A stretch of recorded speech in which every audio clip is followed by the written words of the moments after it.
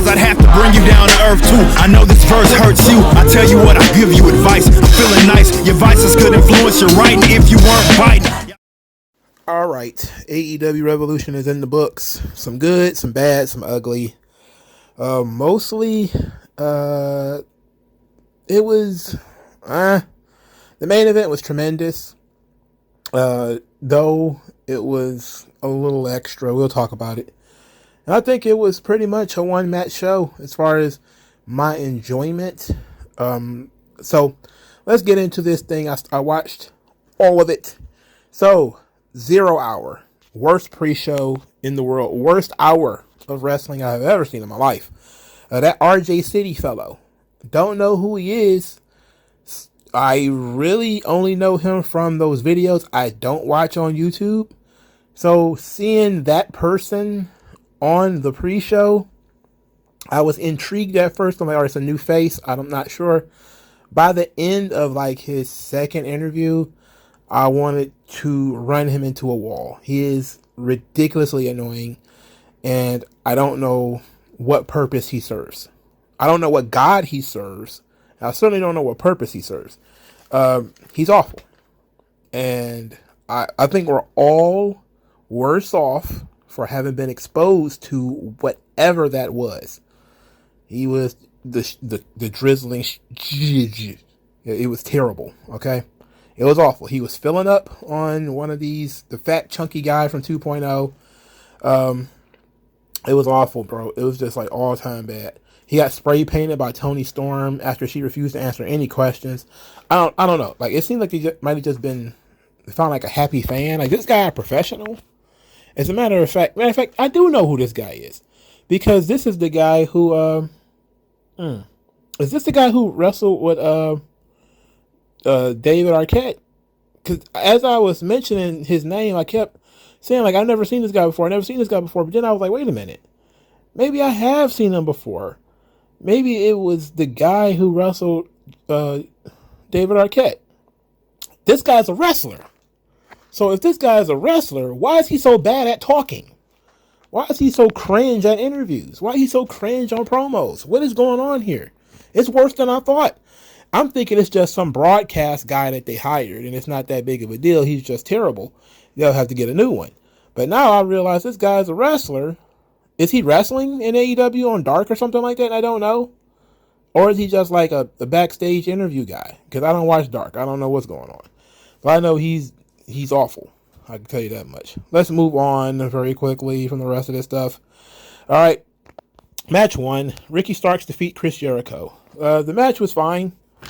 Not awful. Not great. It's a pretty, I would say, generic Dynamite performance from Jericho. Ricky Starks wins with the Rochambeau, which means he actually picked Jericho up, which is very impressive. Ricky Starks wrestled with the tape ribs. Okay. I liked how he countered the code breaker into a power bomb. That was nice, especially considering Ricky Starks is a smaller guy.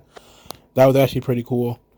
Jericho, of course, kicked out of one of the spears, which, of course, it's a pay-per-view. Okay, you give you the pay-per-view bump. You get to burn one finisher because it's a pay-per-view bump. Despite the rules that nobody from the JAS is supposed to be ringside, Sammy Guevara ran to the ring and was immediately tackled by Action Andretti.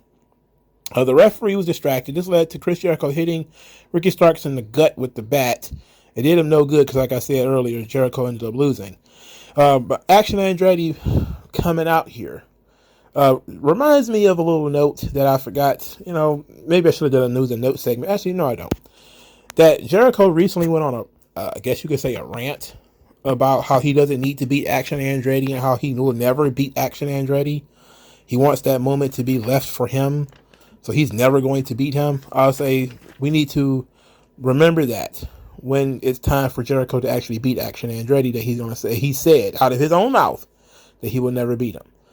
But I don't think it'll ever do him any good, considering Action Andretti still isn't going anywhere. There needs to be some kind of repercussions for Sammy Guevara coming ringside, shouldn't it? You would think that would be the case, that there would have to be some kind of repercussion, but I guess not, because it didn't stop Ricky Starks from winning. Match was pretty pedestrian. Nothing to be upset about. Nothing to be excited about. Match 2, Christian Cage versus Jungle Boy. Christian Cage is rocking a sleeveless turtleneck, which I gotta tell you takes a lot of balls. And he's jacked. Look at his arms, for Christ's sake.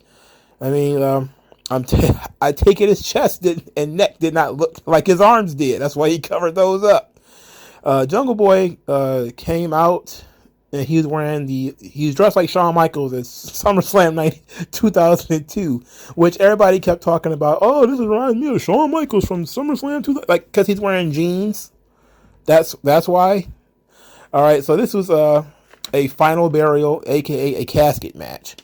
Why do we have to have a casket match? Dunno why that's happening. But you could have just had a street fight or something like that. It doesn't matter. All right, it was pretty chaotic, a pretty solid fight. Nothing to get super excited about. Jungle Boy did a perk angle flip off the stage onto Christian. That was pretty sweet. Christian smashed Jungle Boy's head into the casket multiple times. I like that. You know, they used the shovel as a weapon, not just to hit each other with, but also to sort of strangle one another. It was pretty violent in that regard. Jungle Boy slams the casket on Christian. The casket then immediately falls underground. Where did the casket go? I don't know. Afterwards, we get a pretty what would you call the emotion that Jungle Boy was feeling in that moment?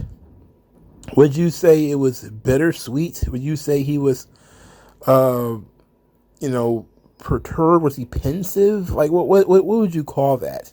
As he sat there looking like, oh my God, what have I done? What have I done? What line have I crossed? What the hell am I going to? It's like, bruh, this guy's been torturing you for like a year. It's okay. It's okay for you to like bury him but the announcers, he had to go to a dark place to finish this match. Oh, it's tremendous. You're like, dark place? How dark, really? It seems that this storyline for Jungle Boy has been about his maturation. How is Jungle Boy ready to be a single star? Is he ready to be a champion? Is he growing up?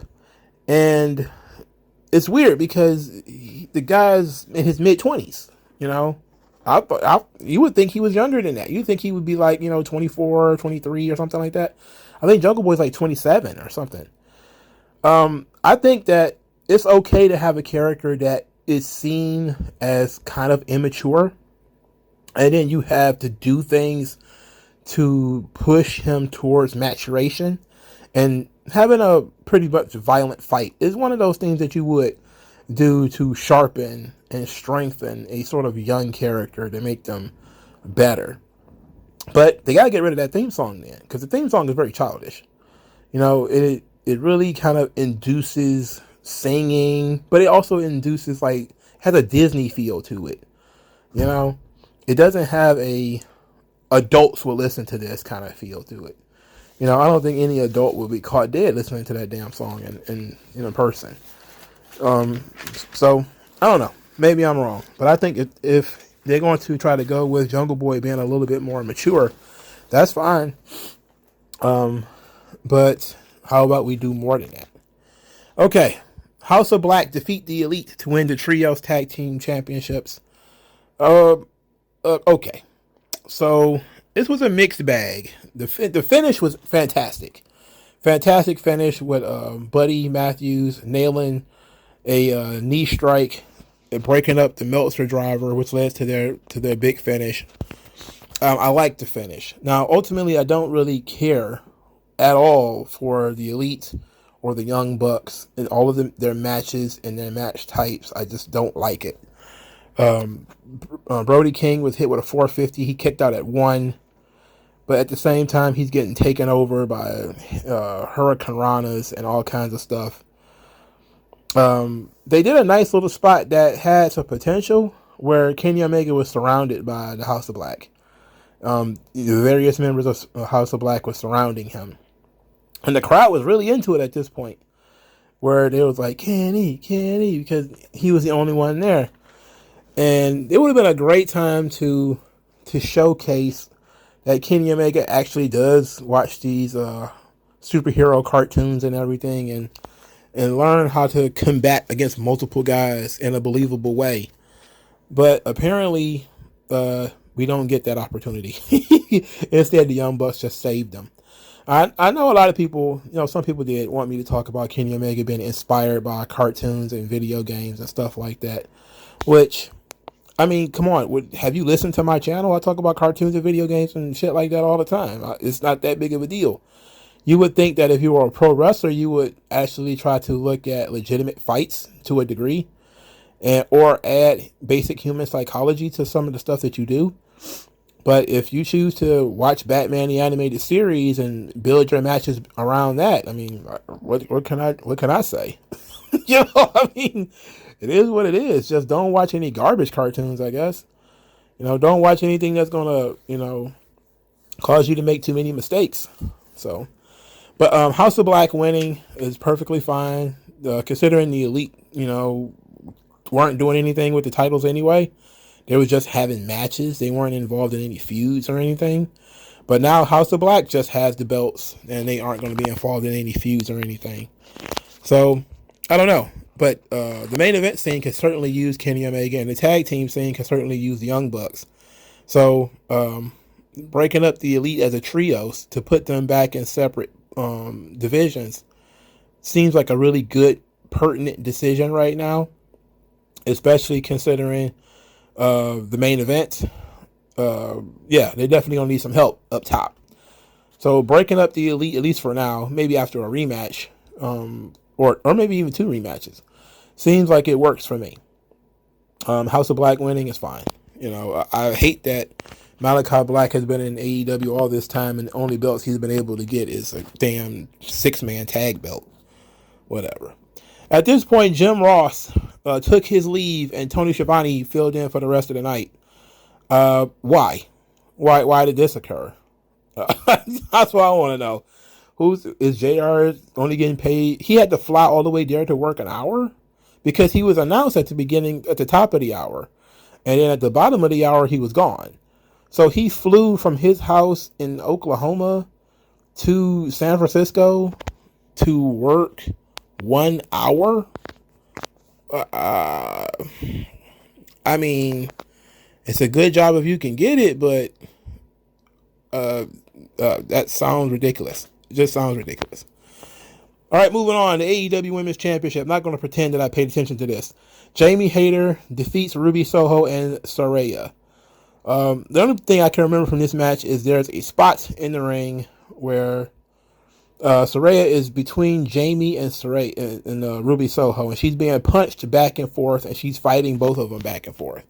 So they're punching her in the head. She's turning around, getting punched in the other one. She's turning around, getting punched in the other one. Turn around and get punched, and then punched, and then back and forth and back and forth. And then she yells, "Stop!" And then they jump her together. It was dumb. It was all the way stupid. Jamie Hayter wins. I don't remember how she even came to win. It doesn't matter anyway. Nobody cares about this. After the match, though, Saraya and Toni Storm jumped Jamie Hayter, and they were stomping all over her. Britt Baker came down there to help. Britt Baker got stomped all over, too. Britt Baker had cut a promo earlier saying that she doesn't care where you came from or all this. It's all about respect. And if you come to AEW, you just have to respect that this is the house that I built. Yeah, Jamie's the best wrestler in the world and all this kind of crap. We also know that apparently Reba is being booted from this pairing. That now it's not going to be 3, it's going to be 2. And then they did this. Now, it would make sense that Reba would leave because you don't want, the baby faces to have the numeric advantage over the heels. That's, basic psychology. You want the heels to have the numeric advantage over the baby faces. The baby faces should be the underdogs, at least visually. So with no explanation, as far as I know, Reba has just vanished from this coupling that they got going here. And after the match, Saraya and Toni Storm are jumping Jamie Hayter. Then they jump Britt Baker. Ruby Soho grabs them, throws them both out of the ring, starts yelling about how this is their ring, this is their home, bitches.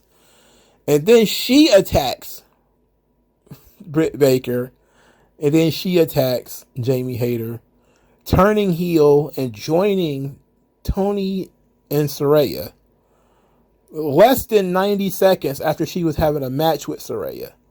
Look, man, see, this is okay. This made no sense. This is dumb. It's dumb. I said 3 or 4 weeks ago, just put Ruby with Saraya and Tony. Just do it. She fits the motif. She came from WWE. She fits the motif. Just do it. Why do they have to have this goofy ass triple threat match? I guess because they didn't want to pin Saraya. I guess that's the only reason they did this. And they did that, and now I'm going to put her in the group. Oh, well, fat bit of luck you did there. Because now they've been fighting each other, and now they're friends? And we don't even get to see what made them friends? It just doesn't matter. It's ridiculous, bro. Come on. You got to think this thing through. You could have just did it a long time ago. You still could have had Ruby fight Jamie Hayter for the title instead of having Saraya in that thing. Could have just had Ruby in it with Tony and Saraya in her corner. It would have been fine. She still would have lost, and everything would have worked out much better because she would have been a heel going in. And instead, they did the heel turn here, and it looked goofy because she was just in the match, just fighting Saraya, just hit Saraya, just called her a bitch, just threw her out of the ring. What is going on? Ridiculous. Moving on. Jon Moxley versus Hangman Page in a Texas death match. For starters, this was a good night for entrances. A very cool entrance and theme song for Hangman Page. Too bad his cowboy credentials is made out of toilet paper. Otherwise, I would actually believe that he might actually be a cowboy. But I know he's not. He's a country bumpkin. He's not really a cowboy. Or unless he's like one of these progressive cowboys. Like I'm seeing in like all of these TV shows now, where, you know, the cowboys are chewing tobacco and they're like, well, I reckon we need to have a conversation about the socioeconomic realities that led to these boys robbing out their train. You know, maybe that's what it is. Maybe he's one of these kind of modern Hollywood cowboys. You know, maybe we just drive a Prius and, you know, we cared about climate change in the 1860s. You know, we need to worry about them there indigenous folks all over there. You know, we should be treating these blackies with human. I can't even fit the. You're a blackie. You're a negra. You got these human rights, don't you? Mm-hmm. Human rights. It's not in any way representative of what cowboys thought at all at any point in time. Anyway. Good night for entrances. I loved Hangman's entrance. It was very good, very cinematic. It fit the mood, I think, of the fight that he was about to be in. It was also a good night for the pre-show entrance. They did the varsity athletes. You know, it was Davari, Josh Woods, and some other guy. I don't remember. But they did like the old NBA entrances where somebody was off screen. I think it was the stupid lawyer. Gave them like this deep introduction, and then they come out and they're like, yay. I thought that was pretty sweet. It was very NBA-esque. It reminds me of like the 90s and stuff. So I really thought that was cool. So Hangman's entrance was great. Moxley came out to his regular theme, and we just go head first like a bullet train into every single cliche hardcore match thing that you could possibly have. There was forks, there was barbed wire, there was all kinds of junk. Now, first let's talk about, I am ambivalent about this whole thing. I am just kind of on the fence. Because it's a Texas death match, it has to be violent. Even though I don't think this feud actually needs this kind of stipulation. So because the feud is a Texas death match, you do need for it to be a violent fight. And as a violent fight, it does succeed in being a violent fight.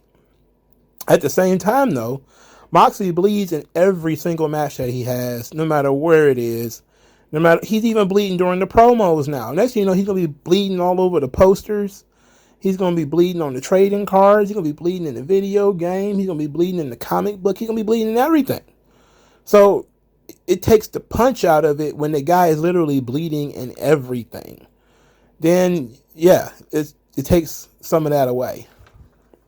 But the spot that was okay for me was the triangle choke fork stabbing spot. Now this was the spot that got a lot of people's attention because Hangman was really bloody afterwards. So he put him in a triangle choke and he just had a fork and he was just jabbing him in his head while his arm and his neck was crossed with his legs and everything. So it looked like he was strangling him and stabbing him in the head. My thing is, if you're in a violent fight, it seems like the right thing to do. You know, it's not a Bob the Builder spot where you have to put two chairs here and they have to be perfectly square apart and then, you know, all that stuff, and you have to do all that. It's just a sensible thing. You grab a guy, you could have put him in a headlock and stabbed him in the head or something like that, but, you know, triangle choke, fine. Also, I thought the spot with the single leg crab while Hangman Page is crushed between Moxley's body and the barbed wire chair, I thought that was a pretty good spot. The dead eye on the barbed wire chair, that was an okay spot.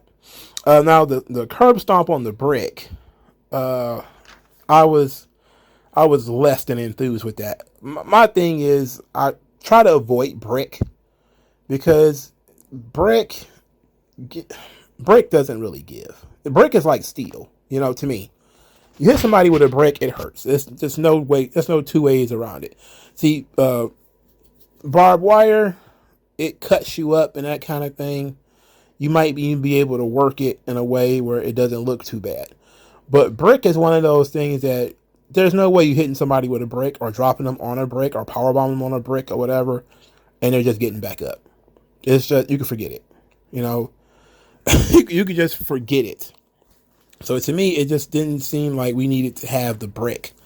Now, Moxley doing very violent back rakes with like the barbed wire, I thought that was a bit excessive, but we were already there at this point.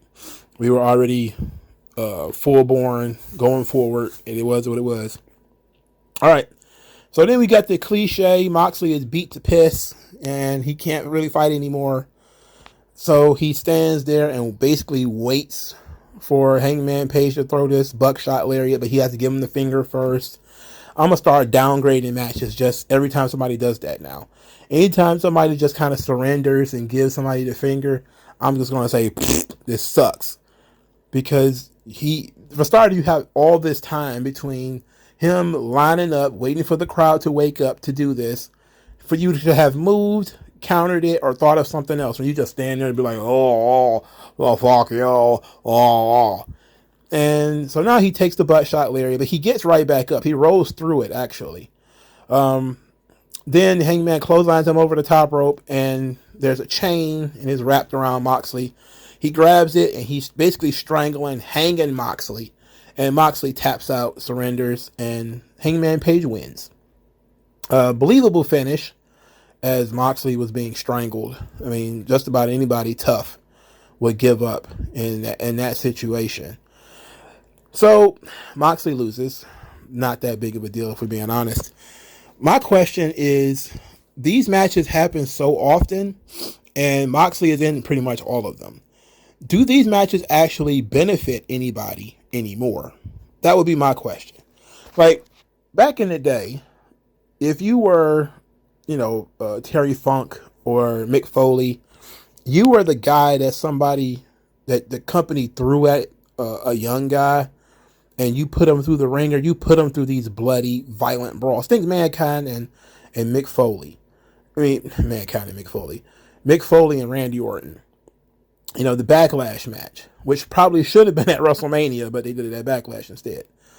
That was a test to take Randy Orton, similar to what I was talking about with Jungle Boy earlier, to take Randy Orton from one place to another place. They did the same thing with Edge. He was a gatekeeper, the ultimate gatekeeper. You have to go through the fire and the tax and the blood and everything to be considered a top guy, to be taken seriously as a fighter. That's what you needed to do. And it was a thing in the Attitude Era too, where you had the New Age Outlaws fighting Terry Funk and Mankind The Rock had to go through that with the I Quit match and all that kind of stuff. It was baptism by fire. You would go in there with somebody who was extremely tough. The Flair Funk I Quit match. The same thing. This was in the 80s in WCW. You can do this stuff and really kind of show a different side to a guy. But the question is, AEW has done these matches so often, and then the guy who most of the time the guy doesn't win, but the guy who wrestles on Moxley, he doesn't really benefit from it. So it's like when you ask the question, okay, you did all this stuff with Hangman, where you took him to this really dark, violent match. What's next for him? All right. Does he continue to just worry about his friends and buddy up with the Dark Order and get rode around like a hobby horse? Or does he go back to muling about the elite? Or is it now he's going to put on his big boy chaps and his 10-gallon hat and challenge for the world title, or, demand to be taken seriously? What's going to happen here? How is he going to benefit from beating Jon Moxley? That's going to be the next step. The next step is going to be, okay, we had Moxley put him through the ringer. They bled and they went hard. Now what? If your angle is there's not going to be too much left, he's just going to be same old Hangman that he was last year, or he was same Hangman he was 2 weeks ago, or whatever the case may be, this was pointless. If this is used to take him to a different level, then you could say this was a turning point for the character. And that's what these matches should be. If you're going to have these violent, dumbass matches like this, they should be turning points for the character, where the crowd and the people who are watching believe this guy is now on a different level. This guy is now one of the top guys. This guy is now important. This is a tough guy. He's almost unbeatable. So that's what you want out of this situation. Jon Moxley, I don't know. He's all right. He's bulletproof. He's okay. I know people they are really against Moxley now. They hate these matches that he likes to have. And you know what? I'm not a big fan of him either. I just never really got into the whole Taipei deathmatch culture. I just never got into it.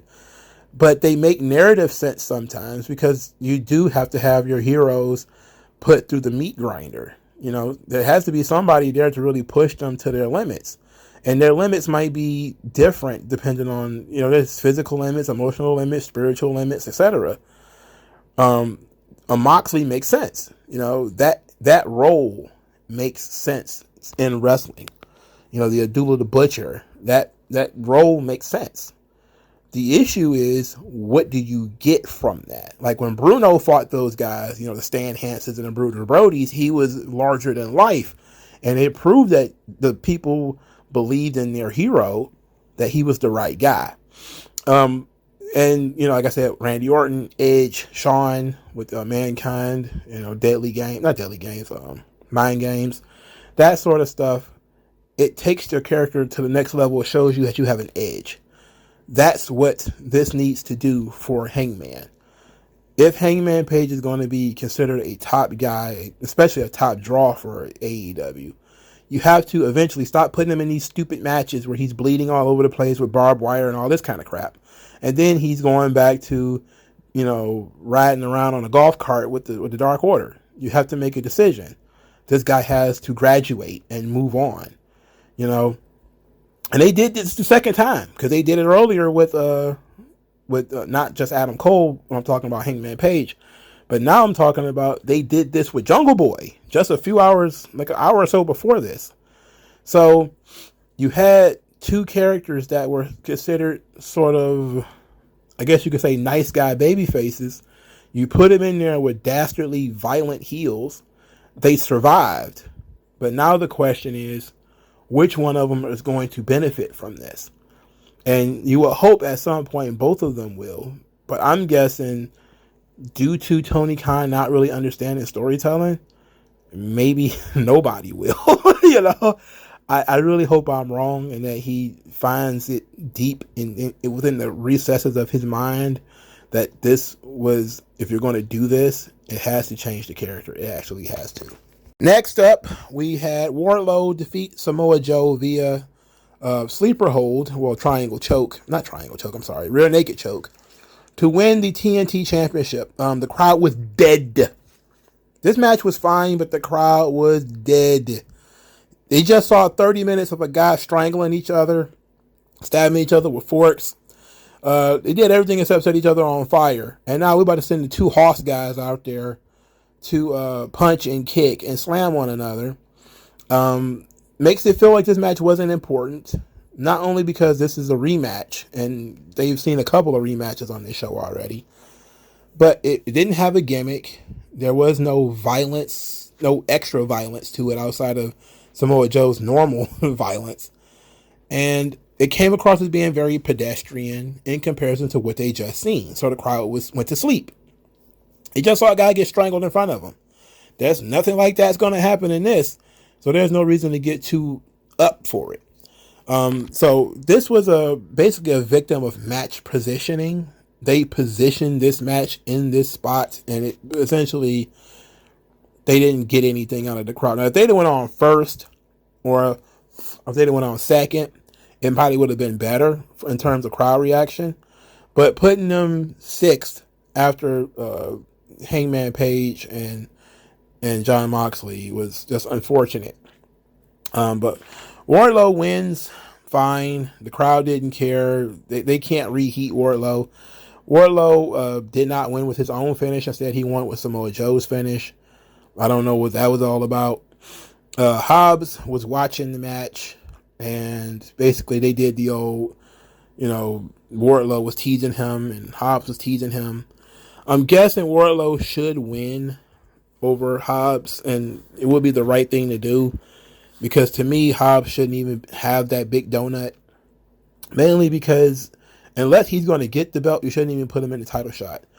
You had a guy, and I've said it before, Takeshita, that it would have been okay for him to have a good match and lose.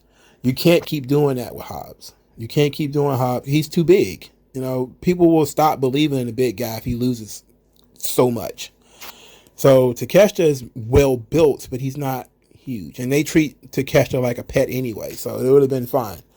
To me, it seems like they're not sure what they're doing when it comes to booking these guys.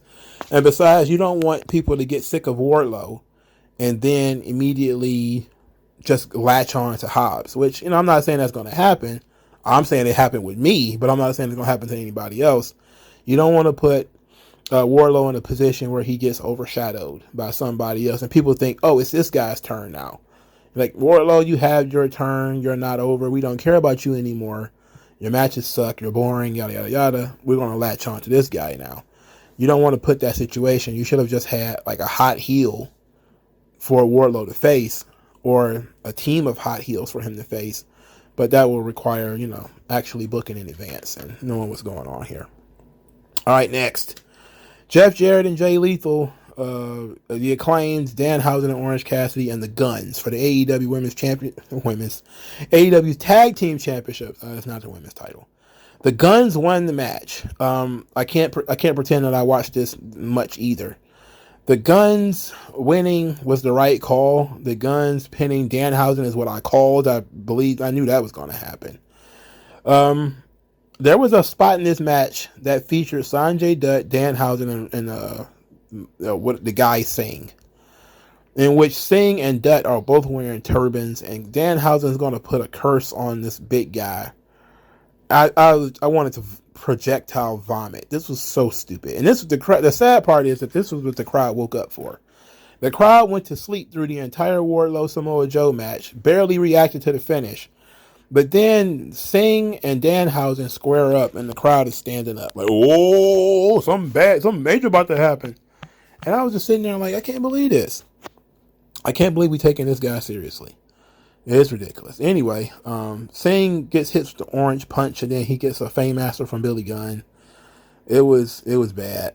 This was all bad. Danhausen ends up eating the Gunn's finish, and he wins. They win. The Guns win. Smart. I would have preferred the Guns to defeat the Acclaimed in a cheap manner, but instead they got a win over Danhausen and Orange Cassidy. Boo. So the Guns, they get a microphone after the match, so you know something's about to happen because Renee is in the ring. They talk about how they want respect, and they're the best tag team in the world. Nobody thought they could win. And upon that, FTR's music starts to play, and FTR comes to the ring. There's a brawl. FTR bald starts to bleed because everybody bleeds in AEW for every reason known to man. And FTR is back. Now, I'm definitely surprised because for me, what FTR Bald has been doing on his podcast seems to me like there's just no way they want him in that locker room again. You know, some of the stuff he's been saying, makes me believe that he probably wouldn't be very well liked in that locker room. But I could see it since it's 1 day a week. And technically they are still under contract, at least until April. At least that's what we were told. I don't know if that's true or not. I take everything with a grain of salt. Since we know that these guys are still under contract and the Guns need legitimacy, having FTR come out and tease a match with the Guns, especially since the Guns were bragging about beating them already, having FTR be the gatekeepers to really make the Guns a better team, that could work. You know, that could really work. That could do wonders for the Guns. And they actually do wonders for FTR too. Granted that FTR is given that opportunity. You know, they have to be given the opportunity. If they're just going to come in and put the Guns over on their way out, that's going to be tough. But if they're actually given an opportunity to get in there and do everything they can with these guys, then I'm not just talking about winning the titles. I'm talking about, you know, an actual feud. Like, they actually get to cut promos against each other. They get to have maybe singles matches against one another and stuff like that, where they actually can help the boys grow. Because they don't have that much time, as far as I know. You know, so it could work out really well for the Guns. But they have to let FTR do what they do. And I'm not so sure if they're going to be interested in that too much. All right, so our main event, MJF defeats Bryan Danielson 4-3 in a 68-minute match thereabouts. So they went the full 60 minutes and then had an almost 10-minute overtime. Oh boy! So there was a live orchestra for MJF's music, which I liked. That was fine. And we spent the first maybe 5 or 10 minutes with MJF kind of just wasting time. He's in and out of the ring, walking around. I'm telling you, since we already know what the time limit is, it's easy to get the crowd out of it by doing stuff like that, by, you know, hanging out outside the ring. He's mocking Meltzer, saying, "Oh, is this minus a star? Am I not going to win the Bryan Danielson award?" Which I like that he mocked. That people won these stupid awards and asked for these stupid stars. Praise God for not having that mark in them. I'm going to give him.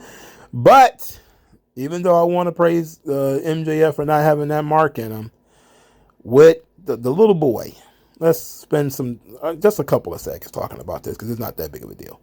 He went out into the crowd and he snatched a water bottle from a black woman and poured the water over her son, who was sitting there with an AEW championship. Me, naturally assuming, you know, wrestling is what it is, this kid's a plant. It's not that big of a deal. Who cares? So, during some of the slower parts of this match, I peek on Twitter and I'm seeing that the boy wasn't a plant.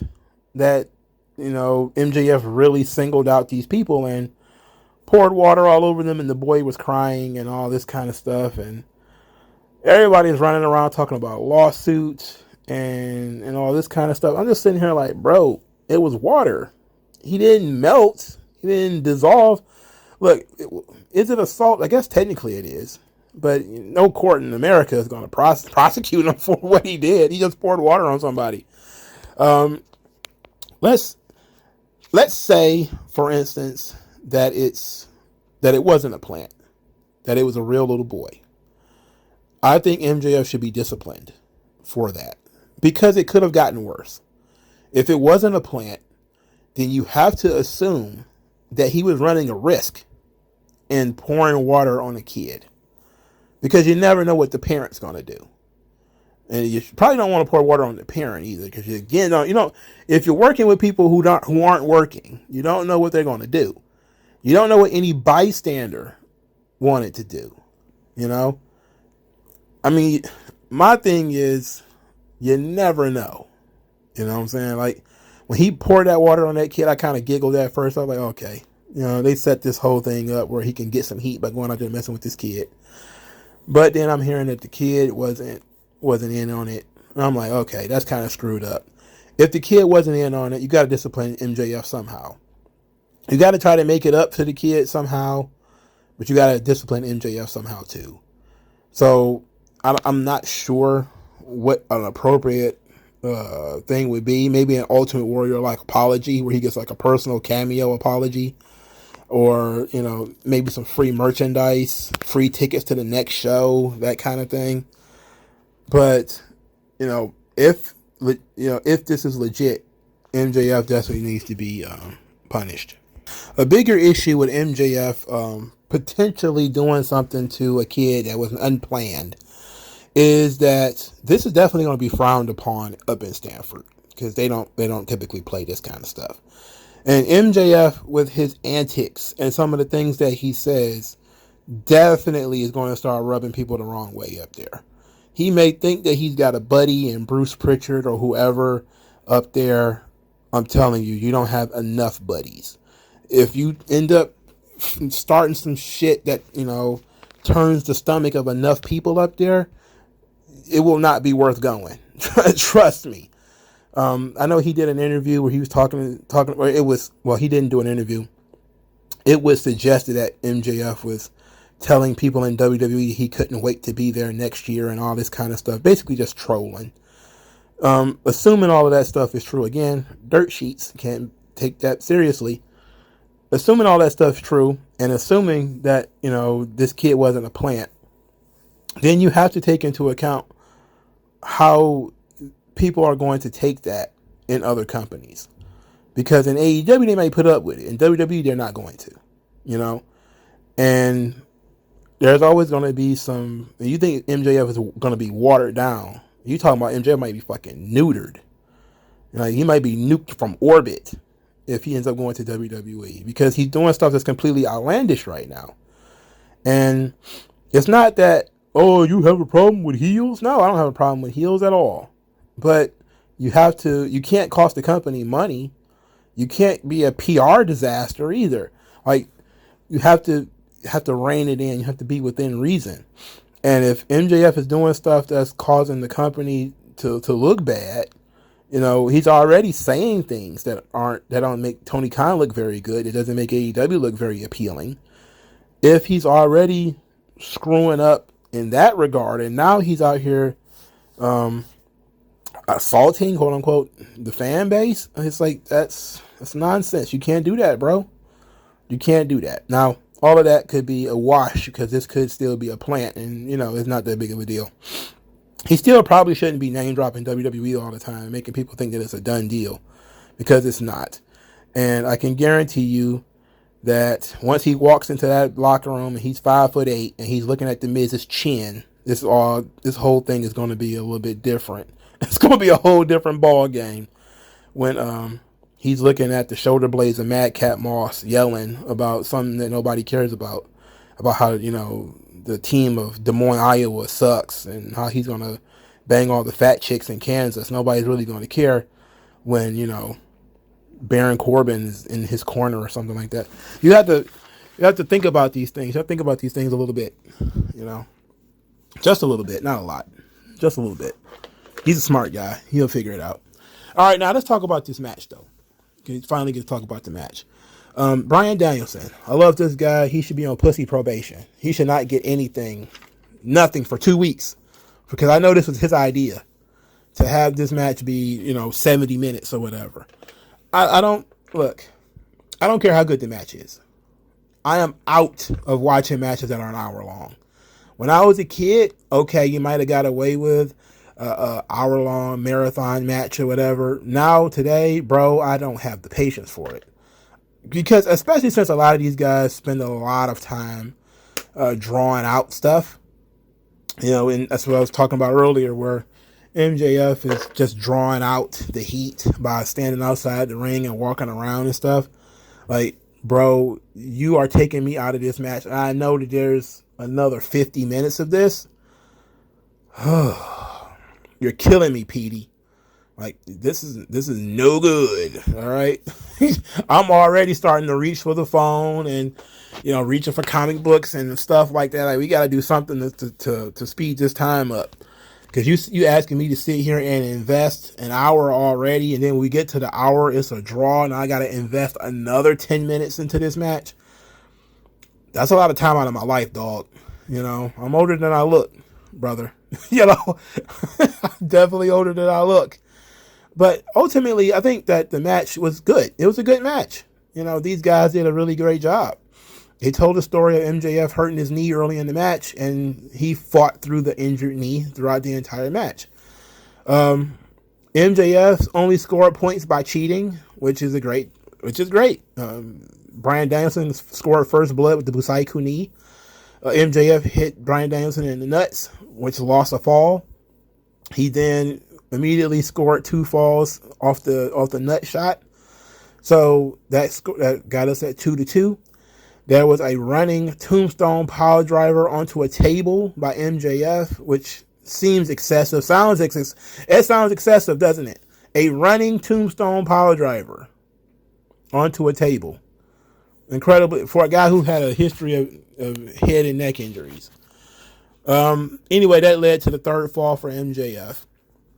MJF is he's taunting Danielson at this point, telling him that he fucking sucks, because Danielson's bleeding, and so he's yelling says, say hi to Birdie, say hi to Buddy, just really, rubbing it in that he's winning at this point. Danielson gets the advantage. He does a flying headbutt on MJF, and then MJF is bleeding like a gunshot victim. Matter of fact, worse, he's bleeding like a stabbing victim. And I'm just like, where did all of this blood come from? From a flying headbutt? You'd think somebody cracked open a watermelon. This kid was bleeding all over the place. So Danielson gets MJF in a regal stretch, and MJF taps out. I liked it that the intensity kicked up when they was like 5 minutes remain, and the intensity of the match immediately kicked up. Because now both guys know they don't have a lot of time left. They're fighting. 2 minute, around the 2 minute warning. The second rope tombstone pile driver from MJF, and just a lot of pile drivers from MJF. MJF doesn't pin him immediately. Instead, he's selling the knee because he hurt his knee earlier. So he doesn't get the pin. Later in the match, he survives the tombstone. A single leg crab is grabbed on to MJF, and MJF is being tortured for the last 90 seconds or so. He even captured the arm. It was a great looking single leg crab. The bell rings and MJF taps out. They say it's a draw. They do the old Tony Khan wants it, calls for a sudden death or whatever. So we start the match. During the short break, while everybody thought it was a draw, MJF was on oxygen. So this was very well done. I really got to give them credit for this. MJF was on oxygen because he's bleeding and he's in trouble. He's just down bad. At this point, they restart the match. The medics and everyone get away. They leave. Danielson hits the second Busaiku knee on MJF and he kicks out. At that point, Danielson gets him in another Boston Crab. MJF grabs the bottom rope and taps out. Danielson hears the tap, thinking the match is over. He gets up. He's kind of celebrating. The referee's trying to wave it off. At this point, MJF goes under the ring and gets the oxygen tank. Now, how did he know it was under the ring? I don't know. That's not really the point. Danielson turns around to try to retrieve MJF. He conks Danielson in the head with the oxygen tank. And then he immediately goes into a label lock. And Danielson eventually taps out. So I'm pretty sure Danielson had a choice that he probably could have went with the whole, I'm unconscious, therefore I could just go limp. But instead he decided to create a whole new yes chant with pumping his fist while he's in the label lock, and then, oh shit, fuck it, tapped out. I was like, all right, sure. All right, whatever. So MJF wins. There's people saying it's one of the greatest Iron Man matches they've ever seen. I don't know about that. I don't have recency bias, so I'm not going to say it's the best. It was certainly a pretty good match. Danielson is 0-3 against AEW World Champions. He has wrestled pretty much every AEW World Champion since he got there, and he's beaten none of them. So that says he's been losing title matches for 3 years now. Well, technically he's also for 2 years because he was still there in 2002. He was in WWE in 2021. You got to give Danielson credit. He did a tremendous job here. MJF did too. They did a tremendous job. But I'm not going to jump out the window and talk about how it was the greatest Iron Man match I've ever seen. And it was an all-time classic and all this kind of stuff. It's like, time dictates that kind of thing, Time dictates what's a classic and what's not a classic. You can't say something is a classic 5 minutes after it goes off the air. I'm not about, knee-jerk reactions. Even if I'm very excited about something, I still want to be kind of measured in my response. So I won't say it's one of the greatest of all time because typically I have a very sour view of matches that are this long. I feel like you can, if you're really good, you could tell this story in half the time. To tell a 67-minute match, and really the parts that really mattered was the last 10 minutes, tells me that we could have told this story in 20 minutes, 25 minutes at the most. So we pretty much, if you give most people an hour, they'll give you something. I mean, that's just kind of how it is. There's matches that they typically don't give people long matches unless they can do it. So if you in a match that's 40 minutes to an hour, typically you have the capacity to actually pull off that match. So I'm done giving guys credit for wrestling for an hour. It's like, okay, but we're not going to have people who are unorthodox wrestle for an hour, and because it wouldn't fit their characters, it wouldn't make any sense. So MJF pulling off an hour with Danielson, I guess that was their way of elevating him to the next level, I guess. But we already knew MJF could wrestle. I don't understand where we get this idea that this match was to prove that MJF could wrestle. It's like, what about all the other matches that he had in which he wrestled pretty well? I don't care that he can wrestle for an hour. He doesn't ever need to ever wrestle for an hour. So I'm kind of in a position where I want to knock off points just for the match being so damn long. But then again, it was advertised to be that long, so I can't do that. But if it was on Dynamite or something like that, I definitely would have been like, this match didn't need to be an hour. And it really didn't need to be an hour, as far as I'm concerned. To me, they did a great job. It was a great match. It would have been just as good in half the time.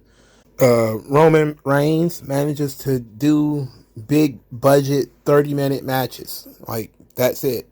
He doesn't need an hour to tell a story. I mean, even if you just kept the bare essentials in this match, you still probably, if you were to supercut this match, it would probably be 24 minutes. That's probably what it would end up being. If you would do only the supercuts of this match, it would be 24 minutes or something like that. So that means 36 minutes of bullshit. You know what I'm saying? So I'm just looking at it and saying there's a lot of holds that are on a little longer than they should be. A lot of breaks and walking around and stuff. let's just do it in half the time. Let's just save everybody some time and do it in 30 minutes and stop with this. This is the home of professional wrestling. It's like, man, I don't know what. Look, I know y'all watch a lot of Japanese stuff. You know, Excalibur and all these guys. They watch a lot of this Japanese stuff where there's hour-long tag team matches and everything. But this is the United States of America. And, brother, you're going to respect people's time. You feel me? You're going to respect people's time. You can't waste people's time this way, you know? And I don't think this match was a complete waste of time. It was a spectacle. It was worth seeing, but I'm never going to revisit it. And I think that MJF versus Bryan Danielson could have been a very, very good 30-minute match, 25-minute match. That would have been worth watching again. But I haven't watched any of these matches Danielson has had that's been super long all over again. It's just, I have no interest in that. You know? I don't know what to say. I'm done giving guys credit just for doing an hour. I'm done with that. Because they're finding more and more ways to do cheap hours anyway. You know, with the, we're going to wait until the last 15 minutes to really actually start doing the work. But hey, you can't diss them. They did a great job here. It was a good match. Fantastic work between the two guys. I actually liked the finish. I would have liked it if Danielson had just gotten knocked out. I think that probably would have been better for me. Danielson submitting, if he was going to submit, then why go through the whole thing of him, you know, firing up again? And what was the point? He could have just been knocked out from the oxygen tank to the head. Especially since he's a guy with a head injury. You know, he has a history of head injuries. Why not just stay down? I don't understand why we have to go to the next level. Like, we have to give people one more last gasp of hope. It's like, you got hit in the head with an oxygen tank. You're unconscious. All right? That's just kind of how it is. It wouldn't have mattered at that point what he did.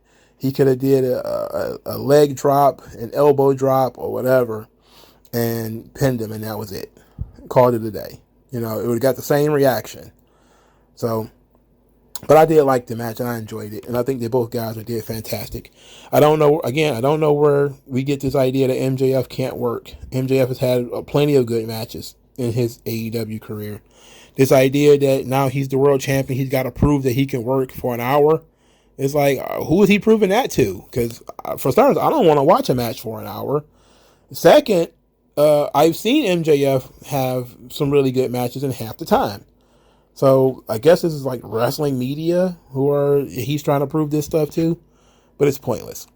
I know the scrum is going on right now. I know MJF is kind of trolling CM Punk, but he's not really breaking any fourth walls or anything like that. He just kind of has the look where he's bleeding and he's got the towel on him and everything. It's kind of cool. It's kind of funny, but it's not over the top, worth really spending a lot of time on. MJF is tremendous. He is worthy of being the world champion. We need to do something better for him in terms of character work, and we do need to get him a solid next opponent. Kenny Omega will be great for our next opponent, Hangman Page. He'll eat Hangman Page alive on the microphone, but at the very least, it would be something different. So hopefully they have a good opponent set up for him next. I'm not too worried about Danielson. It doesn't matter what Danielson does because he's still going to be Bryan Danielson. He's still going to be super over, so it's not going to matter that much. But for MJF, in order to keep him interesting and fresh, he's definitely going to need to do something different. But he's definitely going to have a different kind of opponent.